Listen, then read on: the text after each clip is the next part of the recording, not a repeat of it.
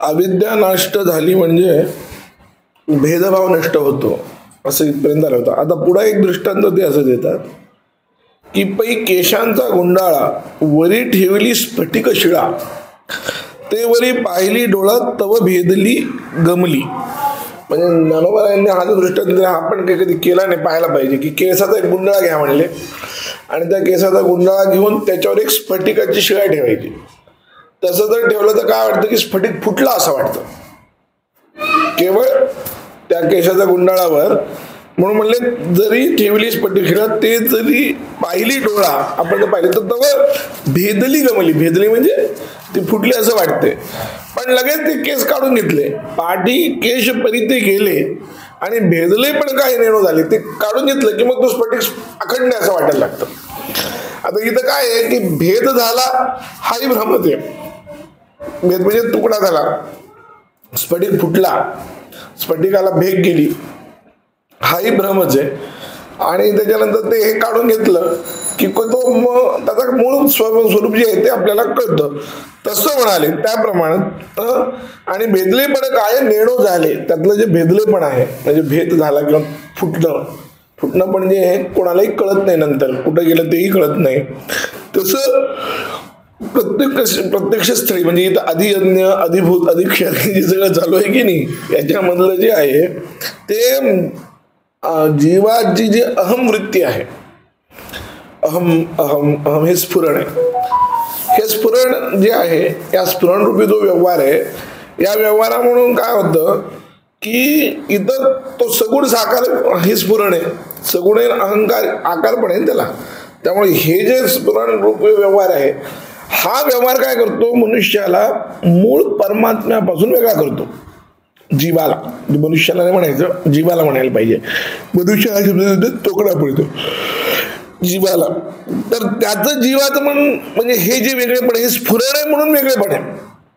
हे स्फुरण गेलं की वेगळेपण गेलं ते त्यांना सांगायचे. त्यासाठी हा सगळा दृष्टांत द्यायला लागलेत की परी केश परुते नेले आणि भेदले पण काय नेणू झाली तरी डाकदेवरी मातिले शिळेने कई. काय होतं, स्फटिकाचं फुटणं कुठं गेलं हेही कळत नाही, समजत नाही. किंवा खरोखरच तो फुटला होता का नंतर जोडला गेला का, तर नाही.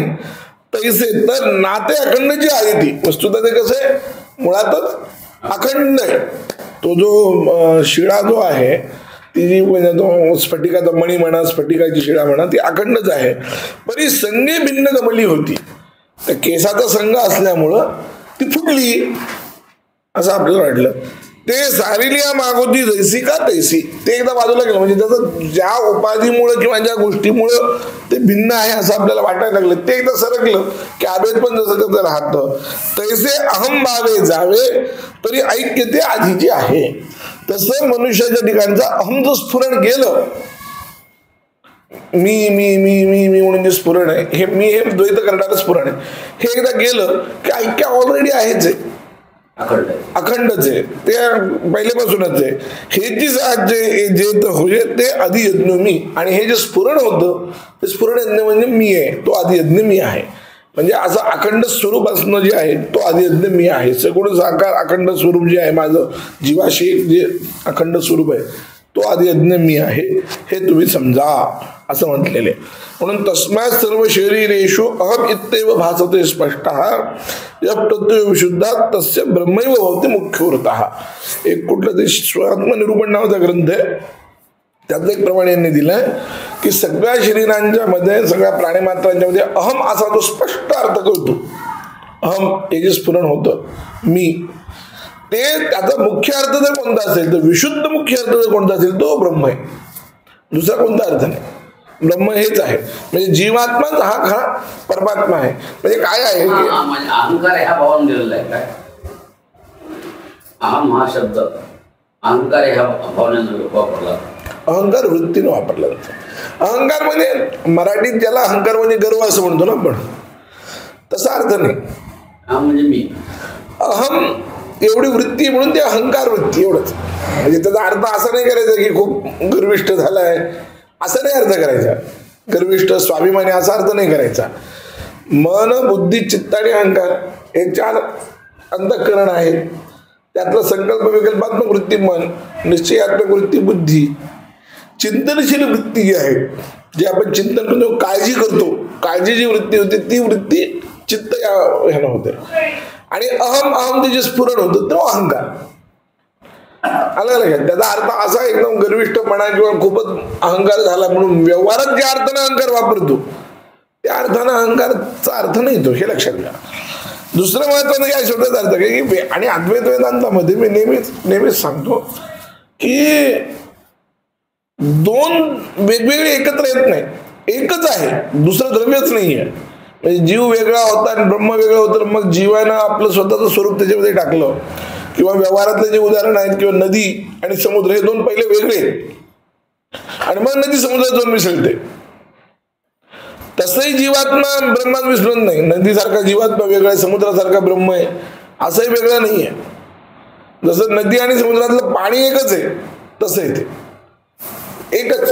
म्हणजे त्याला यात सगळ्यामध्ये चांगला दृष्टांत जर कोणता असेल, उत्तम दृष्टांत म्हणजे नीट समजून घ्यायचं जर असेल, खरा अद्वैत आहे म्हणजे जीव म्हणजेच ब्रह्म आणि ब्रह्म म्हणजेच जीव, हे जर नीट समजून घ्यायचं असेल तर उत्तम दृष्टांत असा आहे की जसा हा कर्ण हा कोणतेही होता, तो राधे समजत होता. राधे त्यावेळेस कर्ण दोन होते का? राधे वेगळा आणि कौंतेय वेगळा असं थोडीच होतं. तो मुळात कोण होता? कौंतेय होता, कुंतीचा मुलगा होता. मुळात समजत होता तो स्वतःला राधे. ज्यावेळेस तो राधे समजायचा त्यावेळेस तो कोणतेच होता की नाही. तसं जीवात्मा ज्यावेळेस अत्यंत स्वतःला अल्पज्ञ समजतो, अल्प शक्तिमान समजतो, किंवा खूप दुःखी समजतो, संसारग्रस्त समजतो, पेटलेला समजतो, म्हणजे एकापेक्षा एक दुःखी लोक आहेत की जगामध्ये, आहे की नाही, आणि ते समजत तर त्यावेळेस तो सच्चिदानंद स्वरूपच आहे. अशी स्थिती नाही की सच्चिदानंद स्वरूप नंतर झालाय. हा दृष्टांत एकदम उत्तम आहे कोणता? राधे आणि कोणत्याचा. आणि नंतर ज्यावेळेस त्याला कळतं की आपण कोणते, त्यावेळेस तो राधे राहतोच, म्हणजे राधे राहुने कोणते होतो की नाही, तो नंतर स्वतःला कोणते समजायला लागतो. राधे समजत नाही, म्हणजे राधे पण जगाच्या दृष्टीने तो राधेच आहे, तरी तो कोणतेही राहत नव्हतो. आता काय बदल झाला? हा त्याच्यातून मिसळला वगैरे असं काही झालं का? राधे कोणतेच मिसळला असं काही झालं का? नाही. समजुतीचा फरक, फक्त समजूत बदलली. समजूत बदलणंच अद्वैत हे लक्षात ठेवा. पण असं समजल्यामुळे त्याची आक्रमकता कमी झाली किंवा त्याच्याबद्दल नाही ते वेगळा विषय. ते त्याचा इथं आपल्या दृष्टाशी काही घेणं देणं नाही त्याच्याशी आपल्याला. आपल्याला ते बाकीचं त्याला काय झालं ते युद्धशास्त्राचे अभ्यास करत बसतील ते करतील. कृष्णाने का सांगितलं ते राजनीती, तो मुद्दा नाही. आपला दृष्टांत आता काय चालू तेवढं फक्त बघा. कारण वेदांताशी त्याचा बाकी जशी काहीच घेणं नाहीये, ते कळलं का? ते नंतरचा व्यवहार आहे. ते का सांगितलं ना कृष्णानं काय नाही, मग ते म्हणत असताना कृष्णाने द्रौपदीचा उल्लेख केला, ते करावं की न करावं वगैरे वादाचे मुद्दे, तो भाग सगळा उल्लेख तो वेगळा विषय. आपल्याला तो लागू पडत नाही. आपल्याला दृष्टांत कोणत्या आयुष्यात पाहिजे? जसं आपण चंद्रमुखी म्हणून मी नेहमी सांगतो की नाही, चंद्रावत मुख म्हणत असताना चंद्राचे डाग बघत नसतो आपण, हे लक्षात ठेवा. चंद्राचे काळे डाग जर चेहऱ्यात दिसले तर काय उपयोग आहे सांगा मला? तो दृष्टांत जर सगळं दृष्टांत सर्वांशी नसतो. दृष्टांताचं एक वैशिष्ट्य काय आहे?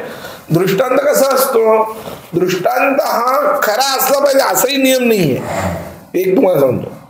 दुसरा नियम असाही नाही की दृष्टांत सर्वांशी पाहिजे, सर्वांशी नसतोच.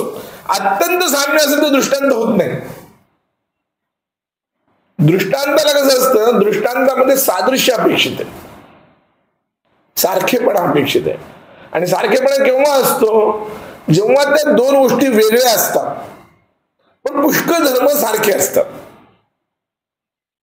तेव्हा. जसं चंद्र आणि मुखाच्या ठिकाणी जर विचार केला तर आल्हादकत्व हा धर्म समान आहे दोघांचा, पण दोन्ही वेगळे. दृष्टांताचा नियम आहे, उपमान उपमेय. दृष्टांत काय देते? आता दुरीवरचा साप हा दृष्टांत आपण नेहमी का देतो? तो जगत आता एक देश आहे म्हणून आपल्याला ते सांगता येतं, आणि तसं आपल्या तिकडे ब्रह्माच्या ठिकाणी ते लावता येतं. एवढाच त्याचा उपयोग आपला तेवढाच. बाकी आता दोरीवरचा साप, दोरी तरी कुठं खरे? वेदांताचा जर विचार करायला गेला, वेदांत मतामध्ये ज्या दोरीला तुम्ही अधिष्ठान म्हणताय ते कुठं खरे?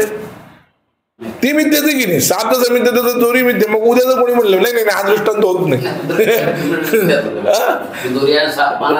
दोन्ही मिथ्याच असं होईल ना. तसं नाही अर्थ त्याचा. त्यामुळे दृष्टांताचा एक नियम आहे. एका मर्यादेत राहून दृष्टांत अभ्यास केले पाहिजेत.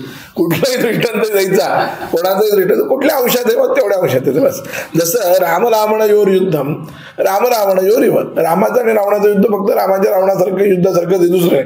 आता इथं एकच दोघांचं युद्ध आहे. पण मग कसं करतात ते कालचं युद्ध आणि आजचं युद्ध असं समजून त्याचा फरक करावा लागतो तर ते बसतं. नाही तर भेद बसत नाही.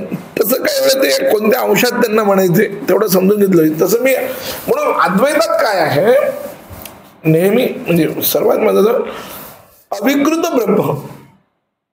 श्रुतीमध्ये दृष्टांत आणि त्या ब्रह्मसूत्रामध्ये एक वाक्यान्वयाधिकरण नावाचं अधिकरण आहे. पहिल्या अध्याय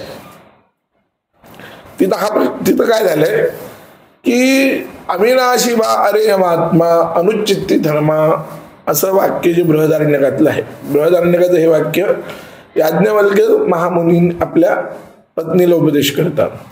आणि याज्ञवल्क्य काय म्हणतात की अरे मैत्री हा जो आत्मा आहे हा कसा आहे अविनाशी म्हणजे नष्ट न होणारा आहे. अनुचित्ती धर्म असा आहे.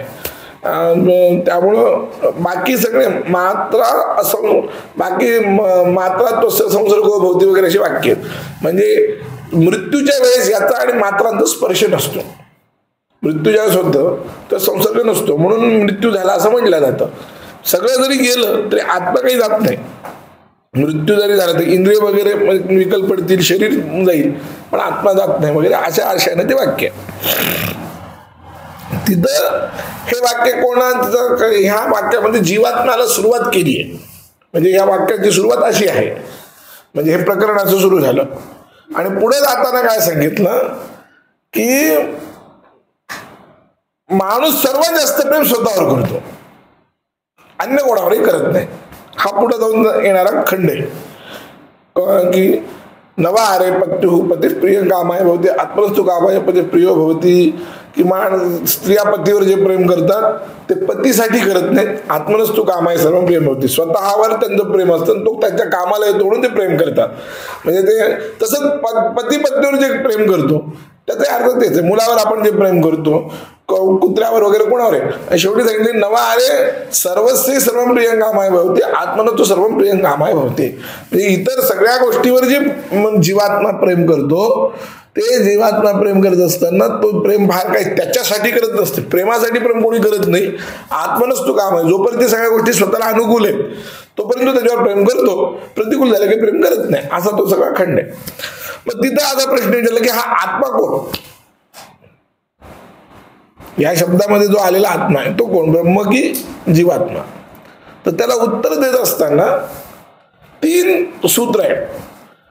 तिन्ही सूत्रामध्ये उत्तर एकच आहे की आत्मा शब्दाचा अर्थ ब्रह्मात्माच आहे ब्रह्मच आहे हेच उत्तर आहे तिन्ही सूत्राचं.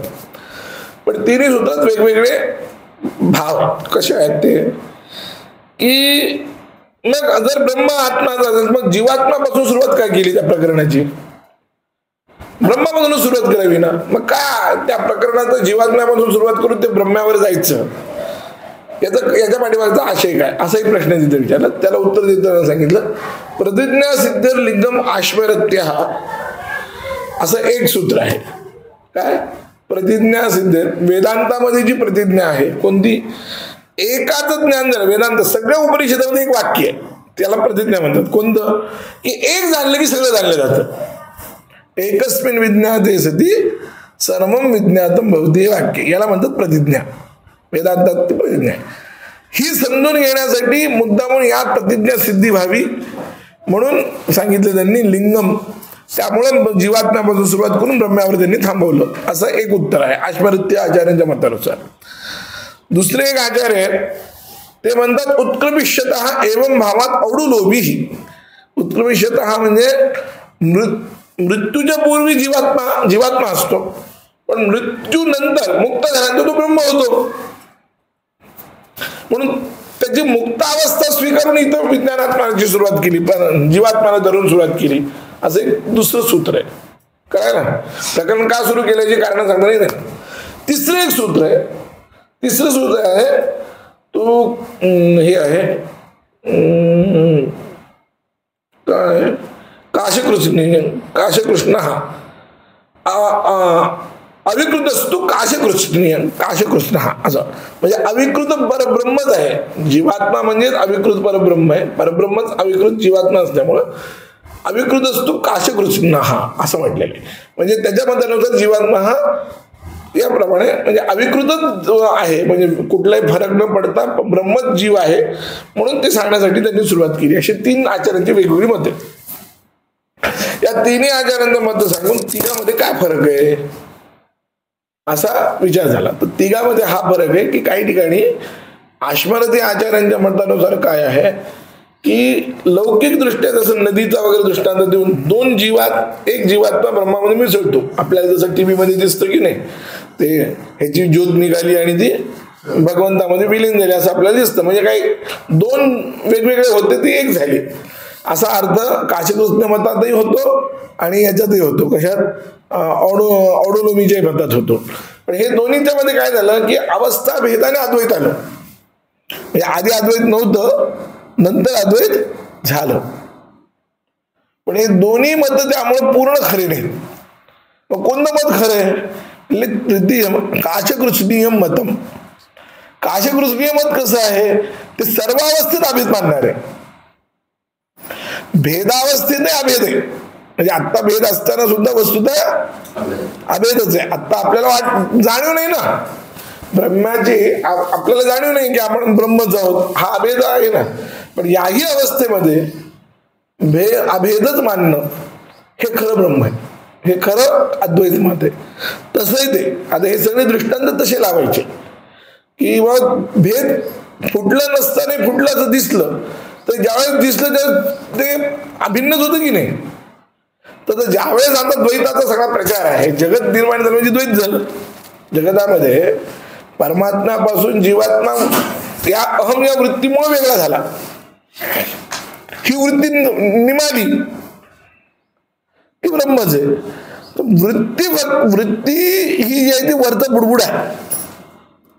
वृत्ती चालू असताना वस्तूचा अभेद आहे, फक्त जाणीव नाहीये, हे लक्षात ठेवलं पाहिजे. म्हणून 2 द्रव्य म्हणजे अद्वैत नाही. एक जण एकमेकांत मिसळत वगैरे सगळं लौकिक दृष्ट्या थोडंफार समजून देण्याच्या दृष्टीने उपयोगाला आलेला विषय आहे, पण मुळामध्ये तसं नाही. त्यासाठी त्यांनी हे सांगितलं की तेवी अभाव जाये तरी ऐक्य आधीची आहे. ज्ञानेश्वरांना तेच म्हणणं आहे. ज्ञानेश्वरांचं सुद्धा म्हणणं, लोक काय म्हणतात की म्हणजे एक महत्वाचं की ज्ञानेश्वरांना चितविलासवादी मानतात ना काही लोक, ते नीट बघत नाहीत की अद्वैताच्या ह्या ज्या मूळ प्रक्रिया आहेत त्या नीट पाहत नाहीत. अद्वैताची जर मूळ प्रक्रिया नीट पाहिली तर लक्षात येईल की ते ही पूर्णपणे म्हणजे जसं शंकराचार्य काशकृष्णीय मतच हे श्रुत्यनुसारी इति गम्यते, आचार्यांचं भाष्य असे काशकृष्णीय मतन तो श्रुत्यनुसारी इति गम्यते असं वाक्य की काय काशकृष्ण आचार्यांचं जे मत आहे तेच फक्त श्रुत्यनुसारी आहे.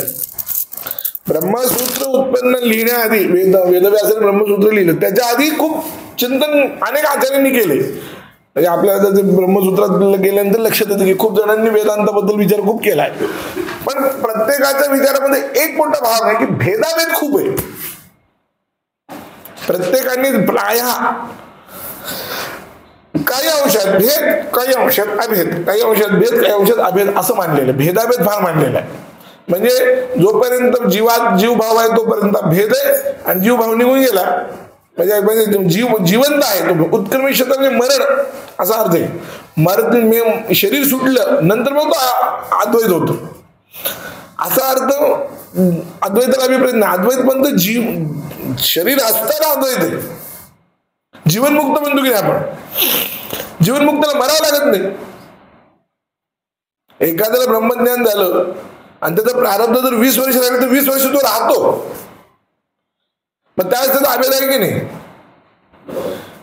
पण या लोकांच्या मतामध्ये ते अभेद बसत नाही. असे थांबतो.